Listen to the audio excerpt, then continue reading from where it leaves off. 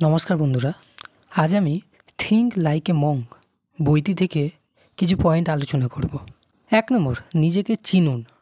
আমরা কে, আমাদের জীবনের উদ্দেশ্য কী, এগুলো বোঝার জরুরি। অন্যের মতামত বা তুলনায় চেয়ে নিজের অন্তরের ডাকে সাড়া দিতে হবে।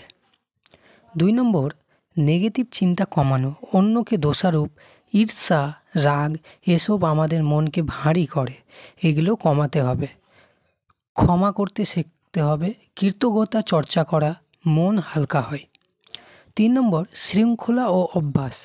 সন্ন্যাসীরা যেমন রুটিন মানে, তেমনই আমরা সকাল বিকেলের নিয়ম মেনে চললে মন ও শরীর সুস্থ থাকে।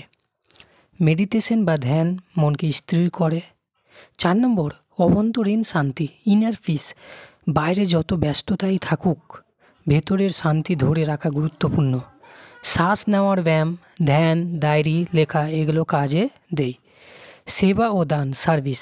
অন্যকে সাহায্য করা মানে নিজের আত্মাকে পুষ্ট করা। ছোট ছোট কাজও হাসি, সাহায্য, সাপোর্ট মানসিক তৃপ্তি দেয়। আসক্তি কমানো। যেসব জিনিস বা সম্পর্ক আমাদের কষ্ট দেয়, সেগুলোর প্রতি আসক্তি কমাতে হবে। কম জিনিসে সন্তুষ্ট থাকতে শেখা। যদি ভিডিওটি ভালো লেগে থাকে তাহলে সাবস্ক্রাইব করে দিও আর কমেন্টে জানিও কেমন লাগলো।